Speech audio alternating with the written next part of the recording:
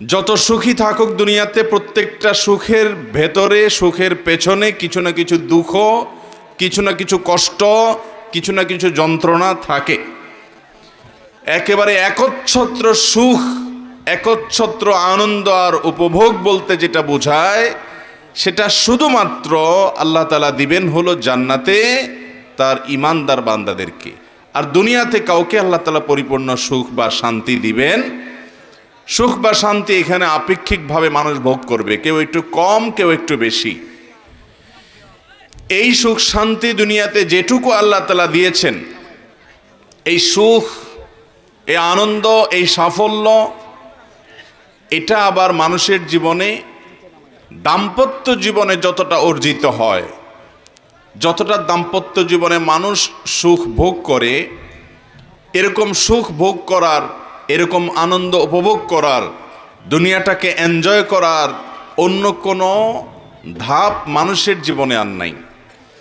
ছাত্র জীবনে, কর্মজীবনে, কেরিয়ার গড়ার যে সময়টা আছে, এই সময়টাতে মানুষ যতটা সুখে থাকে বা যতটা সুখ বা দুঃখ মানুষের জীবনে আসে, দাম্পত্য জীবনে যে সুখ কিংবা দুঃখ মানুষের জীবনে আসে, সেটাই হলো দুনিয়ার এই জীবনের মধ্যে অপেক্ষাকৃত জীবনের অন্য যে কোনো স্তর এবং ধাপের তুলনায় বেশি সুখ এবং বেশি দুঃখ হয়ে থাকে দাম্পত্য জীবনে। আল্লাহ রাব্বুল আলামিন আমাদের পিতা আদম আলাইহিস সালামকে সৃষ্টি করার পর তিনি কিছুটা মনমরা হয়ে বসে থাকতেন। তার খুব বেশি মন ভালো থাকতো না। আল্লাহ রাব্বুল আলামিন তার মনের সন্তুষ্টির জন্য, তাকে আল্লাহ রাব্বুল আলামিন সঙ্গ দেওয়ার জন্য এবং তার জীবনে সুখকে 16 কলায় পরিপূর্ণ করার জন্য দান করলেন তারই থেকে তারই জীবন সঙ্গিনী হাওয়া আলাইহিস সালামকে, মা হাওয়াকে। কোরআনে কারীমে আল্লাহ তাআলা সেজন্য বলেছেন, ওমিন আয়াতিহি আন খালাকা লাকুম মিন আনফুসিকুম আজওয়াজা। আল্লাহর কুদরতের যে সমস্ত নিদর্শনের সাক্ষী আছে, তোর মধ্য থেকে একটা হলো যে তোমাদের মধ্য থেকেই তোমাদের স্ত্রীদেরকে আল্লাহ তাআলা সৃষ্টি করেছেন। কেন সৃষ্টি করেছেন? লিতাসকুনু ইলাইহা, যাতে করে তোমরা পুরুষরা দুনিয়ার যত ঝামেলা ঝঞ্ঝাট আছে এই সব কিছু সামলে ওঠার পর যখন হাঁপিয়ে উঠবে, যখন ক্লান্ত হয়ে যাবে, যখন পরিশ্রান্ত হয়ে যাবে, যখন বাহিরে নানা ঘাত প্রতিঘাত, সুখ দুঃখ এই সবগুলোর মোকাবেলা করার পর তুমি অনেকটা তুমি পেরেশান থাকবে, তোমার দরকার একটু বিষাদ, তোমার বিষাদ এবং ক্লান্ত দূর করা। তো এই টাইমে যেন তোমার স্ত্রীর কাছে, তোমার জীবন সঙ্গিনীর কাছে গিয়ে তুমি প্রশান্ত চিত্ত হতে পারো, তোমার অন্তর যেন একটু প্রশান্ত হয়, তোমার অন্তর যেন একটু স্থির হয়। সেজন্য আল্লাহ তাআলা দাম্পত্য জীবন দিয়েছেন, বৈবাহিক জীবন দিয়েছেন। বৈবাহিক জীবন দেওয়ার উদ্দেশ্যই হলো মৌলিকভাবে, অনেক উদ্দেশ্যের মধ্যে থেকে এটা, যে যাতে করে স্বামী তার স্ত্রীর কাছে, স্ত্রী তার স্বামীর কাছে নিজের সুখ দুঃখের কথা বলে সুখগুলোকে বাড়াতে পারে, দুঃখগুলোকে লাঘব করতে পারে এবং আন্তরিক প্রশান্তি এবং স্থির চিত্তের অধিকারী হতে পারে। আমরা সবাই একটা ঘটনা জানি, আমাদের প্রিয় নবী সাল্লাল্লাহু আলাইহি সাল্লাম হেরা গুহায় যখন জিবরিলকে দেখেছেন, জিবরিলকে তার আসল রূপে দেখার পর জিবরিল যখন তাকে, নবী সাল্লাল্লাহু আলাইহি সাল্লামকে জড়িয়ে ধরেছেন এবং চাপ দিয়েছেন, সেটা আল্লাহ তাআলার নির্দেশে, বিশেষ হিকমার কারণে নবী আলাইহিস সালাম ভয় পেয়ে গেছেন, তার শরীরে জ্বর চলে এসেছে। তিনি বাসায় ফিরে এসে তার স্ত্রী উম্মুল মুমিনিন খাদিজা রাদিয়াল্লাহু তাআলা আনহার কাছে এসে তার সে ভয়ের কথা তিনি জানালেন। তিনি নিজের জীবন নিয়ে শঙ্কার কথা প্রকাশ করলেন। খাদিজা রাদিয়াল্লাহু তাআলা আনহা তখন নবী করিম সাল্লাল্লাহু আলাইহি সাল্লামকে সান্ত্বনা দিলেন, অভয় দিলেন এবং বললেন, কাল্লা লা ইউখজিকাল্লাহু আবাদা, আপনি কেন নিজেকে নিয়ে পেরেশান হচ্ছেন, চিন্তিত হচ্ছেন? আল্লাহ আপনাকে কখনো অপমান করবেন না, অপদস্থ করবেন না, ক্ষতিগ্রস্ত করবেন না। এই যে খাদিজা রাদিয়াল্লাহু তাআলা আনহার কাছে এসে নবী করিম সাল্লাল্লাহু আলাইহি সাল্লাম তার কষ্টের কথা, তার দুঃখের কথা, তার ভয়ের কথা, পেরেশানির কথা জানালেন, স্ত্রী হিসাবে তিনি তার সেই পেরেশানি দূর করার জন্য সহায়ক ভূমিকা পালন করলেন। আর এই জন্যই আল্লাহ রাব্বুল আলামিন দাম্পত্য জীবন দিয়েছেন।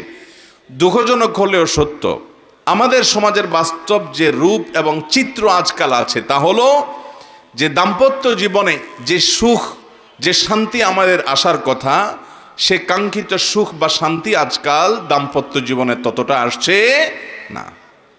ঘরে ঘরে দাম্পত্য কলহ লেগে আছে। এমন কোনো সংসার পাওয়া কঠিন হবে, খুবই কঠিন, যে সংসারে দাম্পত্য কলহ নিয়মিত লেগে থাকে না। অথচ আমাদের সহায় সম্পদ, আমাদের অ্যাবিলিটি, আমাদের আর্থিক সঙ্গতি, আমাদের নানা রকমের সুযোগ সুবিধা আগের তুলনায় বেড়েছে। আমরা স্ত্রীদেরকে প্রচুর সময় দিতে পারছি, অনলাইনে কানেক্টেড থাকতে পারছি, টয়লেটে গেলেও বউয়ের সাথে চ্যাট করার সুযোগটা থাকছে। এত কানেক্টেড থাকার সুযোগ থাকার পরও, এত গিফট দেওয়ার সুযোগ থাকার পরেও, স্ত্রীর আর্গুমেন্ট পুরা করার সক্ষমতা, আর্থিক সঙ্গতি থাকার পরও স্ত্রী তার স্বামীর আর্গুমেন্ট পুরা করার মতো নিজেকে সাজাবার, সাজগোজ করার বহুবিধ উপকরণ হাতের নাগালে থাকা সত্ত্বেও দাম্পত্য কলহ বাড়ছে না কমছে? বাড়ছে।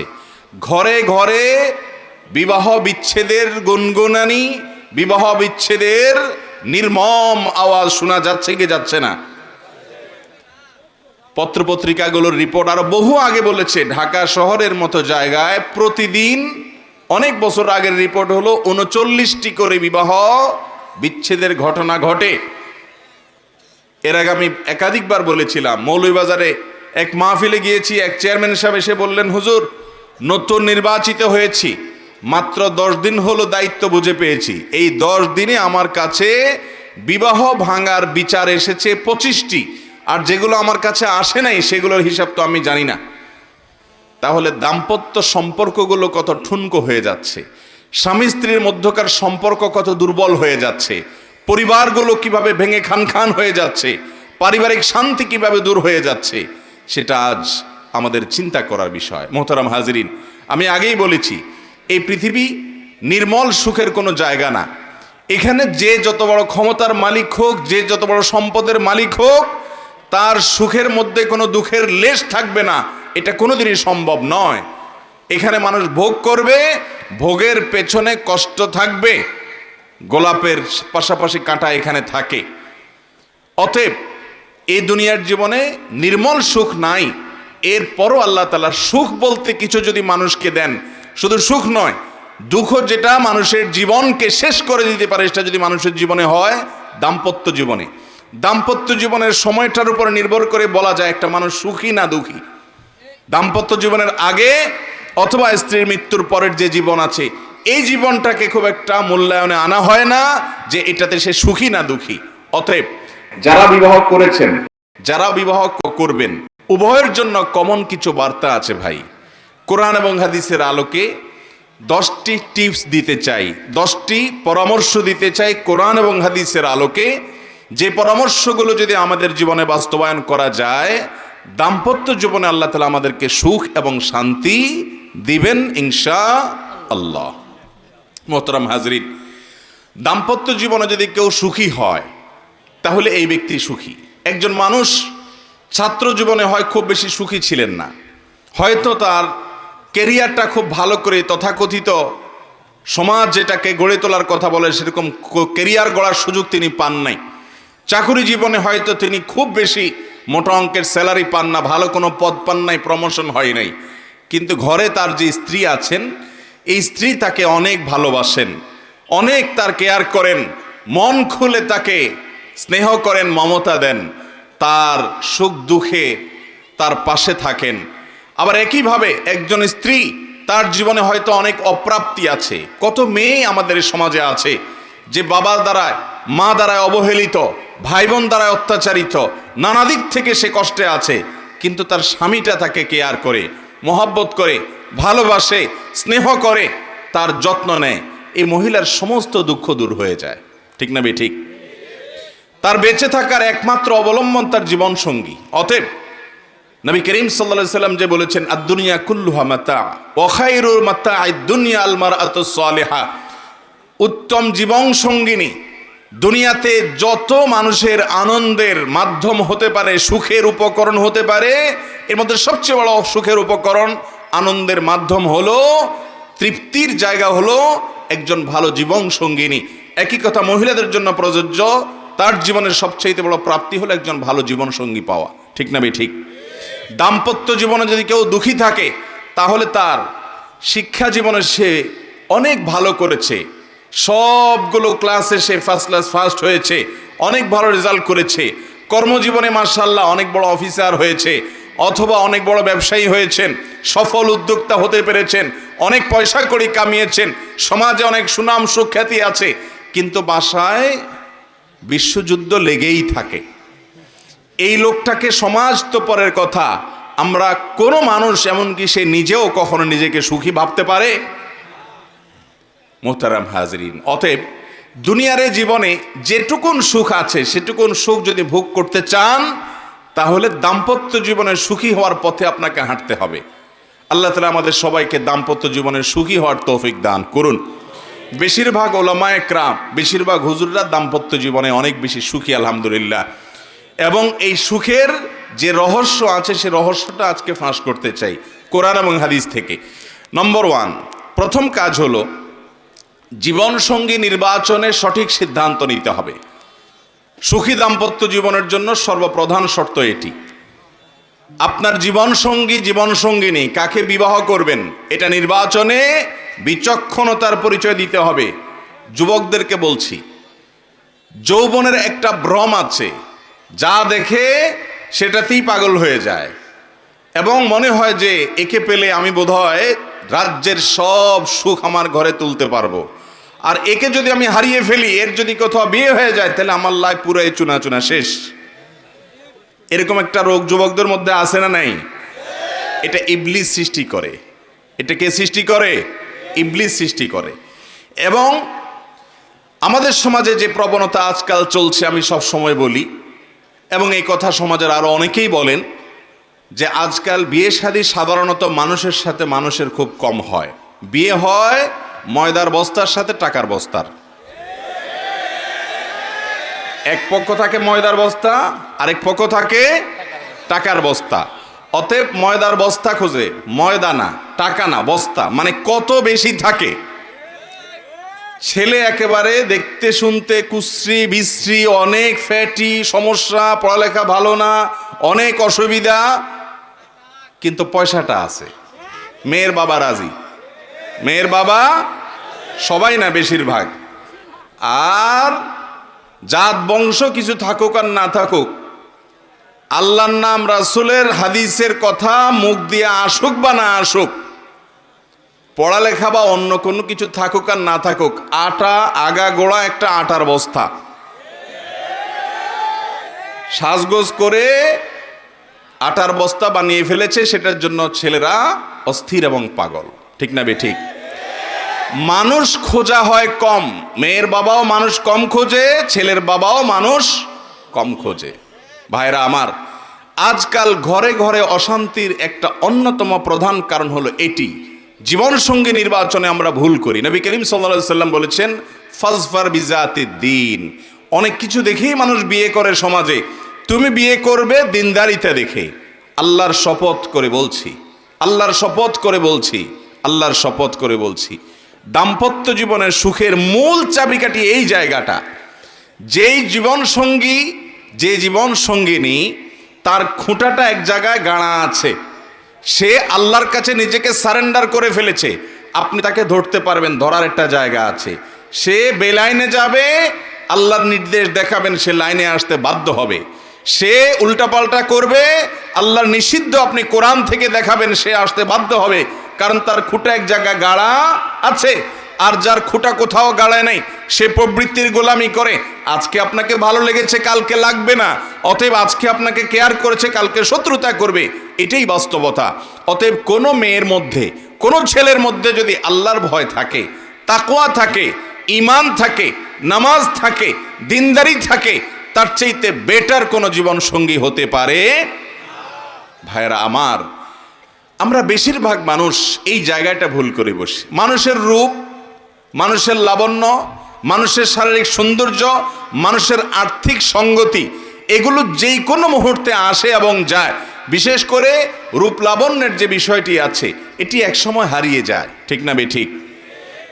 যাদের রূপ লাবণ্য দেখে আপনি অস্থির হচ্ছেন, পাগলপরা হয়ে যাচ্ছেন, কোরআন হাদিসকে আপনি জলাঞ্জলি দিয়ে দিচ্ছেন, সেই রূপ লাবণ্য কি চিরকাল থাকে? চিরকাল থাকা তো পরের কথা, আপনার কাছেই কয়দিন পরে মাটি মনে হবে।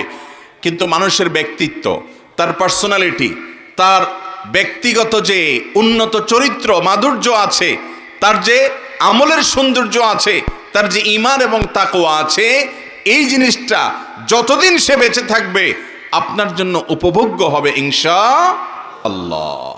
অতএব সুখী দাম্পত্য যদি চান, তাহলে অন্য কিছু থাকুক বা না থাকুক, আমি রূপলাবণ্য দেখে বিবাহ করতে নিষেধ করছি না, কিন্তু দিনদারিতার ক্ষেত্রে কোনো কম্প্রোমাইজ করা যাবে।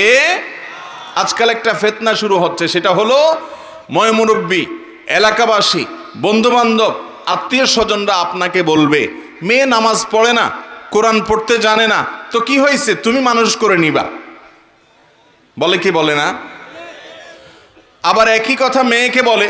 অনেক মেয়েরা আছেন দিনদার ছেলের সাথে বিয়ে বসতে চান, কিন্তু মা বাবা ওই যে টাকার বস্তা একটা ধরে নিয়ে এসে এরপরে বলে যে টাকার বস্তাটাকে তুমি আস্তে আস্তে নামাজি বানায় নিবা, সমস্যা কোথায়? তার মানে দুনিয়াটা আগে ঠিকঠাক থাকুক, এরপর আখিরাতটা টুকটাক যা আসে আসুক। ঠিক না বে ঠিক? অথচ হওয়া দরকার ছিল যে তার মধ্যে টাকা পয়সা এগুলো এখন নাই, হয়ে যাবে এক সময়। আমি প্রায় সময় বলি, এই হুজুরদের বেশিরভাগ লাইফ একটু যদি আপনারা ঘাঁটেন, দেখবেন যে ওনাদের বিবাহের সময় ওনারা কেউই এত ভালো হালে ছিলেন না এখন যতটা আল্লাহ তাআলা ভালো অবস্থাতে রেখেছেন। অনেক আলেম ওলামা আছেন, আমি জানি যাদেরকে, যে হয়তো 2000-3000 টাকা 10 বছর 15 বছর আগে বেতন পাইতেন, কিন্তু অনেক বিচক্ষণ ফ্যামিলি তাদের সাথে মেয়ে বিয়ে দিয়েছেন, অথবা মেয়েকে ছেলের সাথে এরকম বিয়ে দিয়েছেন, অন্য কোনো যোগ্যতা নাই, তার ভিতরে আল্লাহর ভয় আছে, আলহামদুলিল্লাহ তারা সুখে আছেন। আর সম্পদ দেখে, বাহ্যিক রূপ লাবণ্য দেখে যারা হাবুডুবু খেয়েছেন, ঝাঁপ দিয়ে পড়েছেন, তাদের জীবনটা জ্বলন্ত জাহান্নামে পরিণত হয়েছে, এরকম ঘটনা হাজারো আমাদের সামনে আছে। ঠিক না বে ঠিক? অতএব ভাইরা আমার, মুরব্বীদেরকে বলছি, বাবারা আমার, সন্তানকে বিয়ে করানোর সময় তার জীবন সঙ্গিনীর ক্ষেত্রে আল্লাহর ভয় আছে কিনা, এ আল্লাহকে চিনে কিনা, সে মানুষটা ভালো কিনা, তার ব্যক্তিত্ব আছে কিনা, এই জিনিসটা সব কিছুর উপরে প্রাধান্য দিবেন। তাহলে গাছ সেই ফল দিবে, বীজটা যেটা রোপণ করবেন। আপনি আনবেন হলো একটা আস্ত টাকার বস্তা বা ময়দার বস্তা, আর আশা করবেন সুখ শান্তি। না, ময়দা আর টাকা মানুষকে শান্তি দিতে পারে না। অতএব প্রথম কাজ হলো এটা, জীবন সঙ্গী নির্বাচনে ভুল করা যাবে। অন্য যা কিছু থাকুক না থাকুক, দিনদারি থাকতে হবে, তারপরে অন্য সব কিছু। নাম্বার 2, দ্বিতীয় কাজ হলো, দাম্পত্য জীবন এমন একটা জায়গা, আমি প্রায় সময় বলি, দাম্পত্য জীবনের শুরুটা হলো, উর্দুতে একটা কবিতা আছে, ইবতেদায়ে ইশক और इंतहाए इश्क बराबर नहीं होता है। বুঝেন? প্রেমের শুরু আর শেষ একরকম হয় না। প্রেমের শুরুতে শুধুমাত্র ফুল দেওয়া নেওয়া হয়, শেষে লাঠিও দেওয়া নেওয়া হয়। ঠিক না বে ঠিক? শুরুতে মোহাব্বত উতরায়, উন্মাদ হয়ে যায়, মা বাপ চিনে না, নামাজ চিনে না, মুরব্বী চিনে না, সমাজ চিনে না, বন্ধু বান্ধব চিনে না, রাগ সব। এখন আমার মনের মানুষের সাথে আমার চ্যাটিং চলতেছে, কিচ্ছু চিনে না সে, ভালোবাসা উতরাইতে থাকে। এরপরে শেষ পর্যায়ে যখন চলে যায়, তখন ওই ফোন নম্বর দেখলে মেজাজটা গরম হয়ে যায়। ঠিক না বে ঠিক? ইবতেদায়ে ইশক আর ইন্তেহায়ে ইশক বরাবর नहीं होता है। এটা বাস্তবতা যে প্রেমের শুরু আর শেষ একরকম থাকে। যারা বিচক্ষণ তারা একটু হিসেব করে পা বাড়ায়। ঠিক একইভাবে বৈবাহিক জীবনে 3টা ধাপ আছে। কয়টা ধাপ আসে? 3টা ধাপ আসে। বিবাহের পরপর ভালো হোক আর মন্দ হোক, প্রথম নতুন জামাই বউ অনেক মহব্বত আদান প্রদান করে, অনেক ভালোবাসা, অনেক স্বপ্ন, অনেক প্রতিজ্ঞা, অনেক ওয়াদা, অনেক কমিটমেন্ট, অনেক প্রমিস, অনেক ভালোবাসার বিনিময় হয় বিয়ের পরপর। এরপর যখন 1-2 বছর চলে যায়, আল্লাহ তাআলা একটা বাচ্চা দেন, ওই বাচ্চা রাত্রে ডিস্টার্ব করে, মা উঠতে দেরি হয়েছে, বাপে ধমক দেয়, এরপরে আস্তে আস্তে দূরত্ব তৈরি হয়, ওই বাচ্চা আরেকটা বড় হয়, আরেকটু বড় হয়, আরেকটা হয়, এরপরে নানা রকম ঈর্ষণীয় মনোমালিন্য হয়, মায়ের কথা শুনে ছেলে খেপে, অথবা বউ তার শাশুড়ির কথা শুনে খেপে।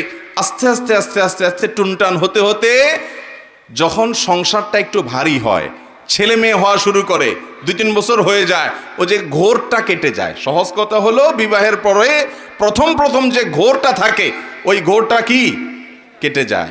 অনেকটা ইয়ের মতো, সফট ড্রিঙ্কসের মতো। সফট ড্রিঙ্কসের বোতল যখন আপনি মুখটা খোলেন, যেই পরিমাণ ঝাঁজ এবং তেজ থাকে, কিছুক্ষণ পরে আস্তে করে সেটা লেভেলে চলে আসে কি আসে না?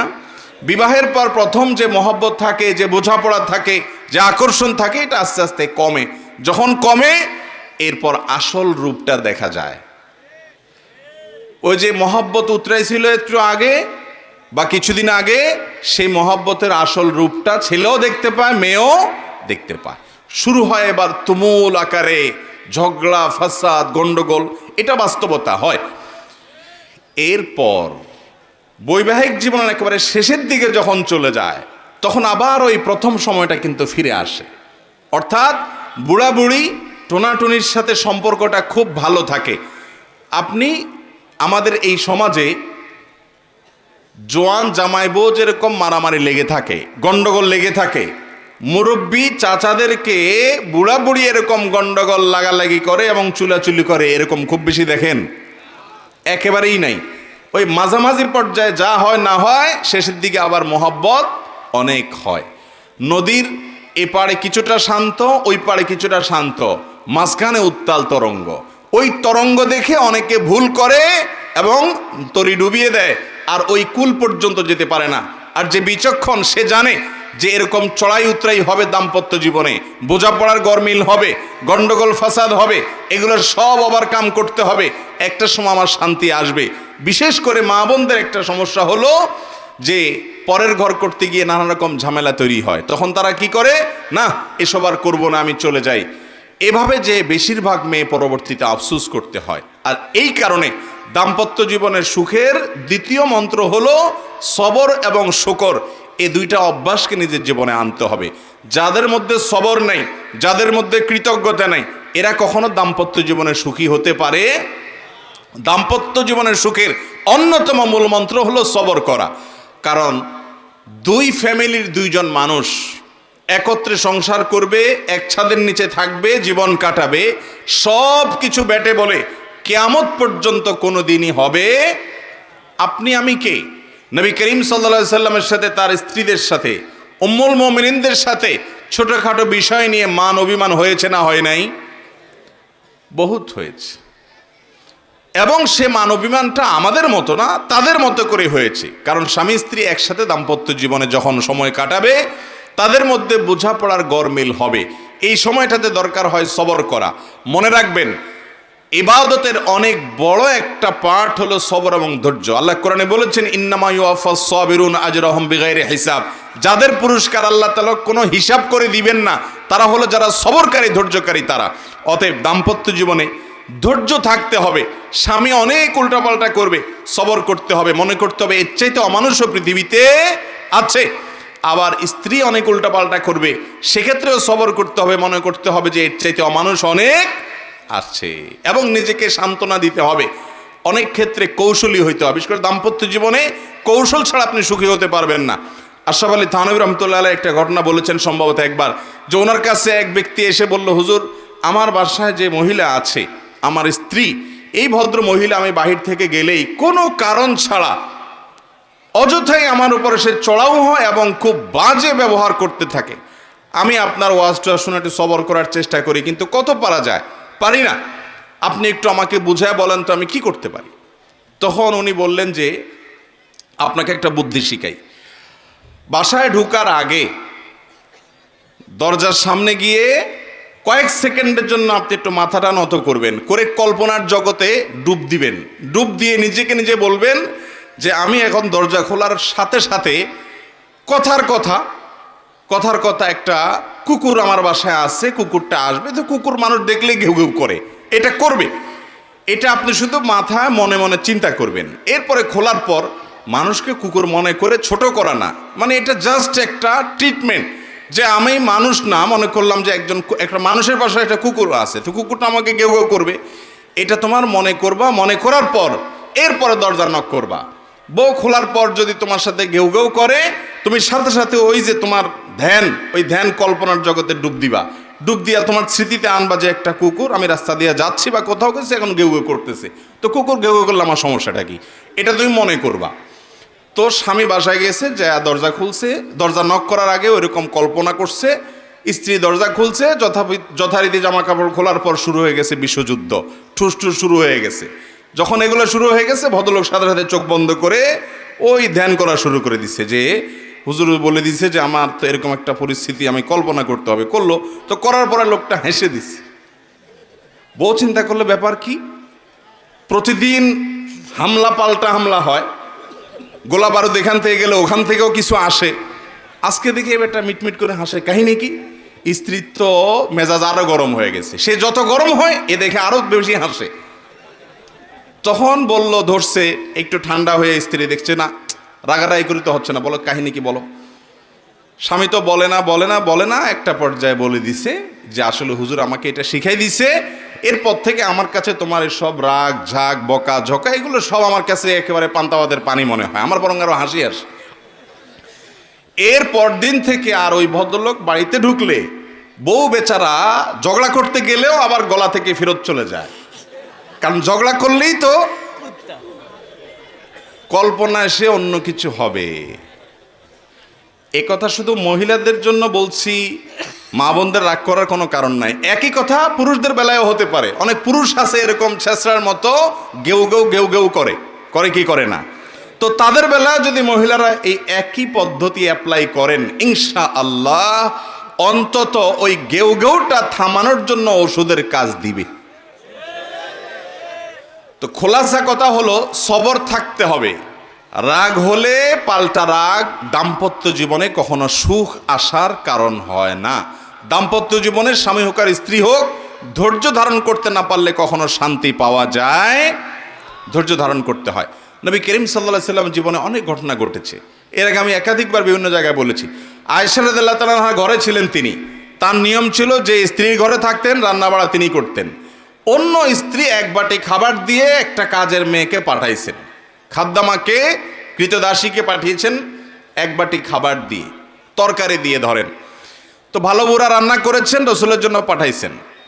আয়েশা রাদিয়াল্লাহু তাআলা আনহা দরজা খুলে দেখলেন যে কাজের মেয়ে তরকারি নিয়ে আসছে আরেক স্ত্রীর ঘর থেকে। তো এই টাইমে যে কোনো মানুষই, যে কোনো মহিলারই মাথা গরম হওয়ার কথা, আমার বাসায় আজকে উনি থাকবে, আমি যা খাওয়াবো, তুমি আবার ওখান থেকে এক বাটি দিয়ে ভালো হওয়ার চেষ্টা করতেছো। উনি বাটিটা ধরে ছুঁড়ে ফেলে দিলেন, ছুঁড়ে ফেলে দিলেন। বাটির সব তরকারি তো গেছে গেছে, বাটিও দুই টুকরো হয়ে গেছে, কাঁচের বাটি ছিল। এই দৃশ্য নবী করিম সাল্লাল্লাহু আলাইহি সাল্লাম দেখার পর উনি বাইরে হয়ে আসলেন, যা উঠান থেকে নিজের হাতে সে ভাঙা বাটিটা নিয়ে আসলেন। আনার পর একই শেপের একই ধরনের আরেকটা বাটি এই ঘরেও ছিল, আসলে তার ঘরে, ওই খালি বাটিটা নিয়ে কাজের মেয়ের হাতে দিয়ে বললেন, এটা নিয়ে ওই বাসায় চলে যাও এবং খবরদার মুখে তালা, এখানে কি ঘটেছে এর কোনো কথা বলা যাবে না, শুধু বাটিটা সেখানে ফেরত দিবা। ওখানে বাটিটা ফেরত দিছে। যিনি পাঠিয়েছেন তিনি মনে করেছেন যে কি, যে তরকারি রেখে কত সুন্দর করে ধুয়ে সাফ করে আবার বাটিটি দিয়েছে, তিনি অনেক খুশি। এই হাদিস বর্ণনা করার পর কোনো মুহাদ্দিস, কোনো হাদিস বিশারদ, কোনো হাদিসের শেষে এটুকু অতিরিক্ত বর্ণনা করতে পারেন নাই যে নবী করিম সাল্লাল্লাহু আলাইহি ওয়াসাল্লাম আয়েশা রাদিয়াল্লাহু আনহাকে ডেকে দুই চারটা ধমক দিয়েছেন। আপনি আমি যদি হইতাম এই জায়গায়, আর কিছু না হোক, বোর দিকে তাকায়া অন্তত বিরক্তির সুরে এটুকু তো বলতাম যে এটা কাজ করলা, তুমি বাটিটা ভেঙে ফেললা, তুমি তরকারি না নিতে বাটিটা ভেঙে ফেললা। নবী করিম সাল্লাল্লাহু আলাইহি ওয়াসাল্লাম একটি কথাও বলেছেন বলে কোনো বর্ণনায় পাওয়া যায় না। দাম্পত্য জীবনে শান্তি আসার জন্য স্ত্রীর অনেক কিছুকে হজম করা শিখতে হয় স্বামীর, আবার একইভাবে স্বামীর অনেক কিছুকে হজম করা শিখতে হয় কার? স্ত্রীর। আজ আমাদের সমাজ ব্যবস্থায় ভোগ ভোগ ভোগ, ত্যাগের কোনো নাম নিশানা নেই, যার কারণে সবর কেউ কাউকে প্রতি করতে রাজি না। দাম্পত্য জীবনের শান্তির জন্য এই সবর এবং শকর, যা আল্লাহ তাআলা দিয়েছেন সেটার উপরে শুকরিয়া আদায় করার মানসিকতা থাকতে হবে, না হলে কোনোদিনই আপনি শান্তি পাবেন না। নাম্বার 3 নম্বর হলো স্বীকৃতি দিতে হবে। ভালোটার কি দিতে হবে? স্বীকৃতি। আল্লাহ তাআলা পৃথিবীতে এমন একজন মানুষও তৈরি করেন নাই যে মানুষের মধ্যে ভালোর কোনো লেশ নাম নিশানা কিছুই নেই। যত খারাপ মানুষই হোক তার মধ্যে ভালো কোনো না কোনো গুণ অবশ্যই আছে এবং থাকবে। আপনার স্ত্রী, সে মানুষটা খারাপ, কিন্তু দেখবেন হয়তো তার রান্নাটা ভালো, অথবা তার চরিত্রটা ভালো, অথবা তার চেহারাটা ভালো, অথবা তার অন্য কোনো দিকটা ভালো। অবশ্যই কোনো না কোনো ভালো দিক তার মধ্যে আছে। একইভাবে একজন মহিলা তার স্বামীকে যত খারাপ মনে করুন, ওনার যদি অর্থনৈতিক দিক থেকে দুর্বলতা থাকে, অলস কিসিমের মানুষ হয়, তার চরিত্রটা হয়তো ভালো। অনেক স্বামীর চরিত্র ভালো নয়, পয়সা কড়ি ভালো আছে, আবার চরিত্রটা যদি খারাপ হয় হয়তো তার হক আদায়টা করে, এক্ষেত্রে ত্রুটি করে না, অথবা অন্য কোনো না কোনো দিক থেকে গুণ আছে। একেবারে কোনো গুণ নাই এমন কোনো মানুষ আল্লাহ সৃষ্টি করেন নাই। দাম্পত্য জীবনে, বৈবাহিক জীবনে যদি শান্তি পেতে চান, তাহলে স্বামী হলে স্ত্রী, স্ত্রী হলে স্বামীর ভালো গুণগুলো আবিষ্কার করার চেষ্টা করতে হবে। নবী করিম সাল্লাল্লাহু আলাইহি সাল্লাম এই পলিসি বাতলাইছেন। তিনি বলেছেন, তুমি তোমার জীবন সঙ্গিনীর কোনো কর্মে যদি অসন্তুষ্ট হও, তার অনেক কাজ আছে যেগুলো তুমি সন্তুষ্ট হতে পারো, তুমি সেগুলোর কল্পনা করবে, ধ্যান করবে, চিন্তা করবে, দেখবে যে তোমার দুঃখ কষ্ট হয়ে এগুলো দূর হয়ে যাবে এবং তার ব্যাপারে তোমার প্রশান্তি আসবে। দাম্পত্য জীবনে বেশিরভাগ ঘরে সংসারে অশান্তি হয় তখন যখন স্বামী তার স্ত্রীর কোনো কিছুর মূল্য দিতে রাজি না, স্ত্রী তার স্বামীর কোনো কিছুর স্বীকৃতি দিতে রাজি না। অনেক মহিলা আছে স্বামীকে সারাদিন দৌড়ের উপর রাখে, তোমার মতো মানুষ দুনিয়াতে আছে, তোমার মতো পাগল ছাগল দুনিয়াতে আছে, আমার কপালে যে কি হলো, এরকম কপাল পড়া দুনিয়াতে কয়টা মহিলা আছে, সামনে এগুলো বলে। কিন্তু স্বামী যখন চলে যায় অন্যদের সামনে, বিশেষ করে বাপের বাড়ির লোকদের সামনে যখন কথা বলে, তখন গল্প দেয় এমনভাবে যেন তার স্বামীর মতো এরকম যোগ্য পুরুষ, এত ভালো মানুষ দুনিয়াতে আর দ্বিতীয়টা আছে না নাই এরকম। একই কথা অনেক পুরুষের আছে, যে সামনে দেখা যায় দুনিয়ার বউকে তাচ্ছিল্য করে, তুচ্ছ করে, ছোট করে, কিন্তু বাইরে যায় ঠিকই নিজের ভাবটা জাহির করার জন্য গল্প দেয়। আছে না নাই? এটা হলো একজন ফাসিক মানুষের চরিত্র। ইমানদারের চরিত্র হলো দাম্পত্য জীবনে একে অন্যের সামনে তার স্বীকৃতি দিবে, ভালো গুণটা বলবে, তাতে ইনশাল্লাহ তার মধ্যে সংশোধন আসবে। বিশেষ করে স্ত্রীদের ব্যাপারে পুরুষদের প্রশংসা করার মতো কার্যকর কোনো ঔষধ আর দ্বিতীয়টা নেই। নিয়মিত যদি বউয়ের হাতে ভালো বুড়া রান্না খেতে চান, নিয়ম করে, রুটিন করে, সিস্টেম করে, একদম ডায়েরি মেনটেন করে প্রশংসা করেন, আপনি নিশ্চিত থাকেন ইনশাআল্লাহ আপনার দিনকাল অন্তত এই ক্ষেত্রে ভালো যাবে। ঠিক না ভাই? ঠিক। যে সমস্ত স্বামী বউদের রান্নার দোষ ধরে, বাহিরে খেয়ে এসে বাসায় গল্প দেয়, এদের কপাল খারাপ। এরা ভবিষ্যতে ওই বউয়ের হাতে ভালো বুড়ো খাওয়ার সম্ভাবনা খুব ক্ষীণ। আর ভালো হোক মন্দ হোক, যতক্ষণ পর্যন্ত আপনি পরিতৃপ্তির কথা জাহির করবেন, অবশ্যই কোনো ভালো দিক আছে, একটু প্রশংসা করবেন, দেখবেন ইনশাআল্লাহ দিনটা ভালো যাবে। বিশেষ করে স্বীকৃতি, এটা মানুষ চায়। দাম্পত্য জীবনে বেশিরভাগ মানুষ স্বীকৃতি দিতে চায় না। স্বামী হলে স্ত্রীর, স্ত্রী হলে স্বীকৃতির, স্ত্রী হলে স্বামীর। যতটুকু পাইছেন ততটুকু স্বীকৃতি দিবেন, তাহলে ইনশাআল্লাহ দাম্পত্য জীবনে সুখ শান্তি আসবে। নাম্বার 4 নম্বর হলো স্বামী স্ত্রী প্রত্যেকের কিছু কনসার্নের ইস্যু আছে, কিছু ইস্যুতে তার খুব কষ্ট হয়, সেই ইস্যুগুলোকে আমলে আনা। যেমন মহিলাদের একটা বিষয় আছে, তাদের বাপের বাড়ির কাউকে নিয়ে যদি আপনি একটু দুর্নাম করেন, যে তোমার ভাইটা অমানুষ, অকর্মা, তোমার বাপটা এরকম, তোমার বোনটা এরকম, তাহলে শেষ। হয়তো উপর দিয়ে কিচ্ছু বলবে না, শুনে আপনার সাথে তাল মিলাবে, তুমি ঠিকই বলছো, কিন্তু পরবর্তীতে ঠেলা আপনি সুদে আসলে বুঝবেন। ঠিক না ভাই? ঠিক। আপনি যদি শ্বশুরবাড়ির লোকদের শুধু তারিফ করেন, তাদের ভালো গুণগুলা শুধু বলেন, সারাদিন বলেন যে মাশাআল্লাহ মাশাআল্লাহ তোমার বোনটা এরকম মাশাআল্লাহ, সে বদনামি করবে, আপনি বলবেন না না না তুমি কি বলতেছো, তার দোষের চাইতে গুণ অনেক বেশি মাশাআল্লাহ। উল্টা বরং এক কাঠি সামনে আগাবেন, দেখবেন যে স্ত্রী আপনার কথায় উঠবে বসবে, যা বলবেন সব করতে রাজি হবে, কিন্তু তার বাপের বাড়ির মানুষের বদনামি করতে পারবেন। অনেক পুরুষ এই জায়গাটা ভুল করে। ঠিক একইভাবে আবেগের মূল্য দেওয়া। ডক্টর খন্দকার আব্দুল্লাহ জাহাঙ্গীর রহমাল্লাহ একটা কথা বলতেন। উনি বলতেন যে মহিলাদেরকে আল্লাহ রাব্বুল আলামিন প্রচুর পরিমাণ আবেগ দিয়ে সৃষ্টি করেছেন। তাদের মধ্যে যত আবেগ আছে আমাদের পুরুষদের মধ্যে এত আবেগ নাই। আবেগ বেশি কেন?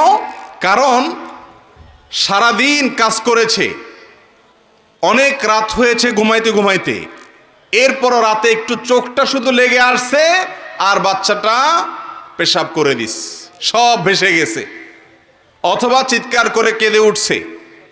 মা হিসাবে তার ঘুম ভেঙে উঠে যেতে হয়। যেই মা ঘুম পাগলে মা, ঘুম ছাড়া কিচ্ছু বুঝে না, এই রকম মাও ওই শিশুর কান্নার আওয়াজে ঠিকই ঘুম ভেঙে যায়। বাপ বিরক্ত হয়ে কই মাছের মাথা চাবানোর মতো এরকম করতে করতে উঠে হয়তো আরেক রুমে চলে যায়। মা ঠিকই বাচ্চা নিয়ে পড়ে থাকে। কিসের ভিত্তিতে পারে? তার মধ্যে আবেগ আছে। তার মধ্যে কি আছে? আবেগ আছে, ভালোবাসা আছে, আপনার চাইতে বেশি আছে। যার বুকে আবেগ বেশি থাকে ওই ব্যক্তির রাগটাও এরকম তাড়াতাড়ি হয়। অতএব স্ত্রীর রাগগুলোকে হজম করার মানসিকতা থাকতে হবে, কারণ সে বুক ভর্তি ভালোবাসা দিয়ে আপনার সন্তানদের মানুষ করছে। আবেগ অনেক বেশি আছে, এজন্য রাগটাও একটু বেশি। হজম করার চেষ্টা করতে হবে। দাম্পত্য জীবনে তার কষ্ট হয় এরকম কোনো বিষয় করা যাবে না। একই কথা মহিলাদের জন্য প্রযোজ্য, যে স্বামী কোন কথায় একটু খেপে। অনেক পুরুষ আছেন তার মায়ের কোনো দোষ ধরলে তার মেজাজটা গরম হয়ে যায়, তার ভাই বোনের কোনো দোষ ধরলে মেজাজটা গরম হয়ে যায়, অথবা মানুষের সামনে কিছু বললে মেজাজটা গরম হয়ে যায়। তার কোন জিনিসটাতে রাগ বেশি হয় সেই জিনিসগুলোকে আমলে নিয়ে সেগুলোকে মূল্যায়ন করে সেগুলো থেকে বেঁচে থাকার চেষ্টা করতে হবে। নাম্বার 5, এই যুগে সংসারে অশান্তির অন্যতম কারণ হলো সোশ্যাল মিডিয়ার অ্যাক্টিভিটিস। সোশ্যাল মিডিয়ার অ্যাক্টিভিটিস, ফেসবুক ইউটিউবে বুঁদ হয়ে বইয়ের দিকে তাকানোর সময় নেই, মনোযোগ দেওয়ার সময় নেই। আপনি ফেসবুকে ইটিস পিটিস করতেছেন অন্যদের সাথে, লাইক কমেন্ট গুনতে গুনতে দিন যাচ্ছে, বইয়ের সাথে কথা বলার সময় নাই। একই কথা মহিলার জন্য প্রযোজ্য। মহিলা দেখা যাচ্ছে যে ওই সিরিয়াল দেখতে দেখতে শেষ, স্বামী আসছে, দরজা খুলে দিছে, বসো, আর সে দেখে আছে ওইদিকে। এই যে মহিলারা টেলিভিশন এবং মহিলাদের মধ্যে সোশ্যাল মিডিয়ার এডিকশন আজকাল বেড়েছে, পুরুষদের মধ্যেও। এটার নিয়ন্ত্রণ যদি কেউ করতে না পারে তার দাম্পত্য জীবনের শান্তি কখনো আসবে।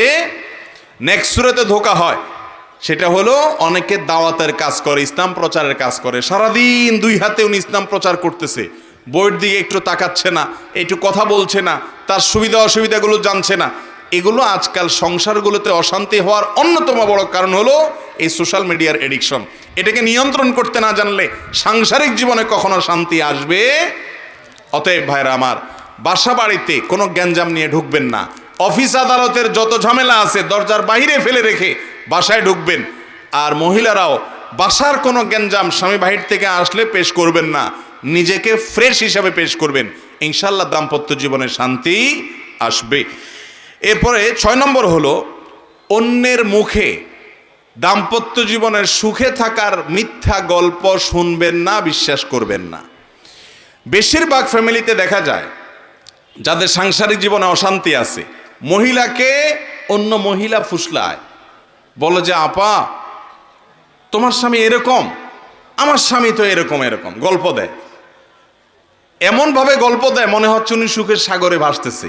আপনার তখন মনে হয়, ওই মহিলার তখন মনে হয় যে হায় হায় রে, আমার কপালটা এত খারাপ। আবার একইভাবে ওই পুরুষকেও কিছু মানুষরূপী শয়তান আইসা ওয়াসওয়াসা দেয়, আইসা বলে যে ইস, আপনার জীবনে কত সুন্দর মেয়ে আসতো, কি আসলো এটা আপনার কপালে, খ্যাত, কিচ্ছু বোঝে না, কোনো স্মার্টনেস নাই, না রান্না বাড়া বোঝে না, কিচ্ছু বোঝে, আপনি কত স্মার্ট মানুষ, মাশাআল্লাহ। আবার এই ইবলিসি মন্ত্রণাগুলো বেশিরভাগ বিপরীত লিঙ্গ থেকে আসে। বিপরীত লিঙ্গ থেকে কেমন আমি বলি, মহিলাকে হয়তো পাশের ঘরের দেবর, ভাসুর বা অন্য কোনো পুরুষ এসে খোঁচা, বলে আপা, ভাবি, আরে তোমার জীবনটা শেষ হয়ে গেল, একটা অমানুষের সাথে জীবনটা পার হয়ে গেল, তোমার দেখলে খুব মায়া হয়, আমার খুব খারাপ লাগে। আবার একই কথা ওই পুরুষকে তার অফিসের হয়তো মহিলা কলিগ বলে যে ভাবিকে আপনার সাথে মানায় না, আসলে খুব স্যাড। আছে না নাই? এগুলা দেখতে মানুষ হলে এগুলো মূলত ইবলিস। এগুলো মূলত কি, যারা বোকা তারা এই ইবলিসীয় মানুষরূপী ইবলিসদের কুমন্ত্রণা শুনে মনে করে হারে আসলেই তো আমি তাইলে অনেক কষ্টে আছি, সে মনে অনেক সুখে আছে। যেই বেটা এই গল্প দিয়েছে ওর সংসারে যে পরিমাণ অশান্তি হয়, যে পরিমাণ বিশ্বযুদ্ধ লেগে থাকে, ও অনেক বড় শেয়ানা আপনার কাছে এমনভাবে সাজে যেন তাদের দাম্পত্য জীবনে খুব বেশি সুখী। আপনি আপনার বউয়ের সাথে ডেইলি যতবার চুলাচুলি করেন তার 3 গুণ কমপক্ষে ওর বাসায় হয়, কিন্তু সে আপনার সামনে ভাব ধরে এমন। তো এই ব্যাপারে বিচক্ষণতার পরিচয় দিতে হয়। মনে রাখবেন, অনেক সময় দেখা যায় যে কই তারা তো অনেক ভালো, অনেক হাসি খুশি, ভেতরে ত্রাস হয়ে যাচ্ছে, আপনি জানেনও না। এই জন্য অন্যের সুখ দেখে বা সুখের মিথ্যা গল্প শুনে বেশিরভাগ নারী পুরুষরা, বেশিরভাগ স্বামী স্ত্রীরা ধোঁকা পড়ে যায়, এটা যেন না হয়। 7 নম্বর হলো ক্ষমা করতে শিখতে হবে ভাই। দাম্পত্য জীবনে ক্ষমা করা ছাড়া কোনো বিকল্প, নারী পুরুষ উভয়ের ভুল হবে, 2টা পাতিল একসাথে থাকলে টুনটান লাগবেই, সমস্যা হবেই, গ্যাঞ্জাম হবেই, কিন্তু আপনাকে ক্ষমা করা শিখতে হবে। আল্লাহ তাআলা কোরআনে কারিমে বলেছেন যে আল্লাহ তাআলা ক্ষমাশীলকে ভালোবাসেন। আল্লাহ তাআলা মানুষকে যারা ক্ষমা করে তাদেরকে পছন্দ করেন। আপনি যদি চান যে আল্লাহ আপনাকে পছন্দ করুক, আপনি তাকে ক্ষমা করা শিখতে হবে। অনেক পুরুষ আছে বলে যে না, আমার মাথা অনেক নষ্ট, মাথা অনেক গরম হয়ে গেছে, আমি এটা কোনোভাবে ছাড় দিতে রাজি না। এগুলো যখন বলে তখন তিনি নিজেকে খুব পুরুষ পুরুষ মনে করে, আসলে এটা আদা মহিলা। আবার একইভাবে অনেক মহিলাও আছে, যখন তেড়া হয় এমন শক্ত হয় যেন তিনি দুনিয়ার কোনো কিছু ছাড় দিবেন না। এগুলো সবগুলো হলো ভুল ভাইরা আমার। দাম্পত্য জীবনে একে অন্যকে ক্ষমা করা শিখতে হয়, যে ঠিক আছে যা হয়েছে হয়েছে, আমি মাফ করে দিলাম। এই উদারতা দেখাইতে পারলে শান্তি আসবে, আর না হলে শান্তি আসবে না। আপনি নিজের ভিতরে ক্ষোভ জিয়ে রাখবেন, কষ্টটা আপনার হবে, ক্ষমা করে দিবেন, ফ্রেশ টেস্টটা আপনার আসবে ইনশাআল্লাহ। 9 নম্বর হলো আল্লাহর কাছে দোয়া করতে হবে। কি করতে হবে ভাই? দোয়া করতে হবে। সূরা ফুরকান আয়াত নম্বর 74 জীবনের তরে পড়বেন। যারা বিবাহ করেন না এখনো, যুবকরা এখন থেকে পড়েন। আমার বুঝজ্ঞান হওয়ার পর থেকে এই আয়াত যেদিন আমি জানছি, ওর পর থেকে আজও পর্যন্ত, বিয়ে পর্যন্ত তো কন্টিনিউয়াসলি পড়তেছি, এরপরেও পড়ি। এই দোয়াটা কখনো ছাড়বেন না। রব্বানা হাবলানা মিন আজওয়াজিনা ওয়া যুররিয়াতিনা কুররাতা আয়ুন ওয়াজআলনা লিল মুত্তাকিনা ইমামা। আল্লাহ, আমার সন্তান এবং পরিবারকে আপনি এমন বানিয়ে দেন যেন তাদের দিকে তাকালে আমার চোখ জুড়ে যায়, নয়ন জুড়িয়ে যায়, শান্তি হয়, দিলটা ভরে যায়, এরকম পরিবার আমাকে দিয়েন। এই দোয়াটা আল্লাহর কাছে করবেন, এবং আল্লাহ যেন আমরা মুত্তাকিদের ইমাম হতে পারি, এই দোয়া করবেন। বেশি বেশি এই দোয়া করবেন। সাধারণভাবে স্ত্রী স্বামীর জন্য, স্বামী স্ত্রীর জন্য আল্লাহর কাছে দোয়া কবুলের সময়গুলোতে দোয়া করবেন। এর মাধ্যমে ইনশাআল্লাহ দাম্পত্য জীবনে শান্তি আসবে।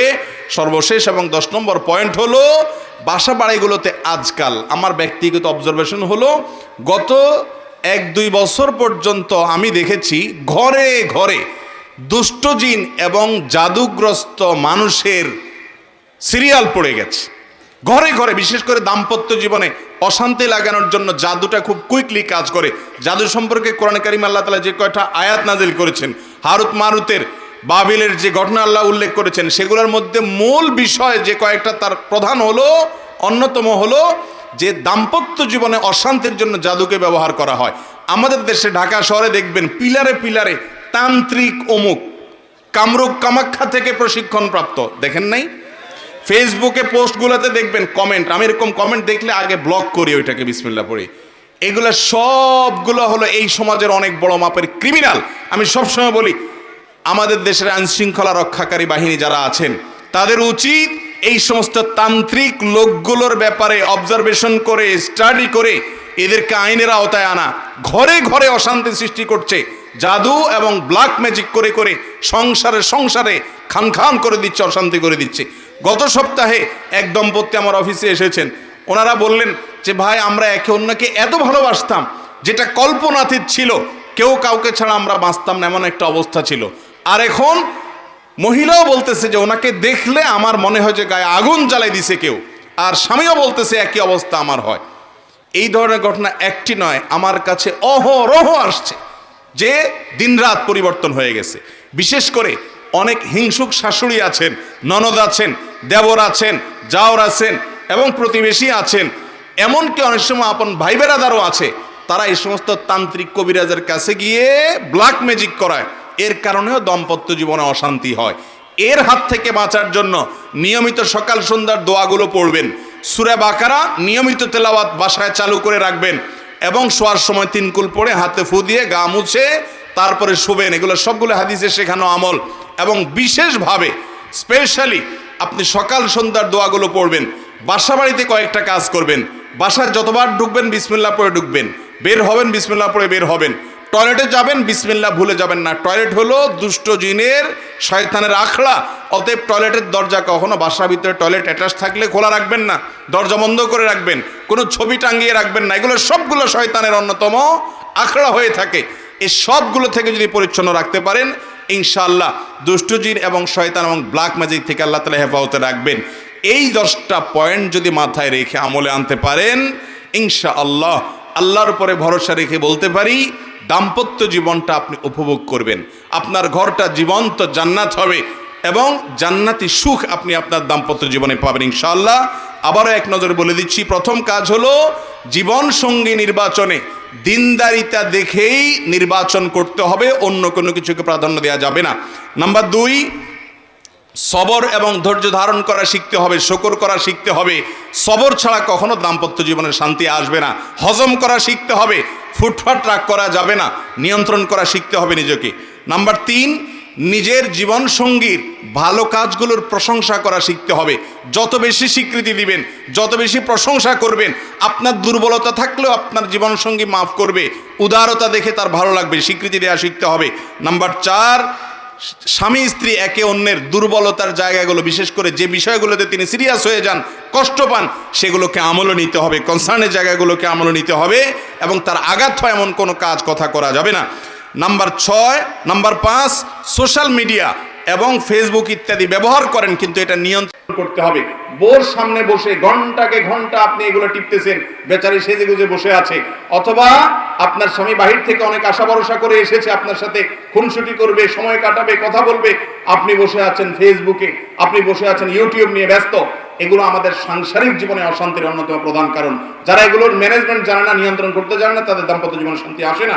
6 নম্বর কারণ হলো অন্যের মুখে অন্য কোনো দম্পতি খুব সুখে আছে, তাদের মধ্যে কোনো অশান্তি নাই, এই সমস্ত মিথ্যা গল্প বিশ্বাস করবেন না। প্রত্যেক দম্পতির মধ্যে অশান্তি আছে, তারটা আপনি জানেন না, সে হয়তো আপনাকে প্ররোচিত করে, এগুলো আমল নেবেন না। মনে রাখবেন আপনি অনেক সুখে আছেন অন্য অনেকের চাইতে, আলহামদুলিল্লাহ। এই বিষয়টা মাথায় রাখতে হবে, অন্যদের সব গল্প শোনা যাবে না। 7 নম্বর হলো ক্ষমা করতে জানতে হবে। ক্ষমা না করলে দাম্পত্য জীবনে শান্তি আসবে না। যত ভুলই হোক, আল্লাহর কাছে যদি ক্ষমা চান, তাহলে আল্লাহর বান্দাকে ক্ষমা করতে হবে।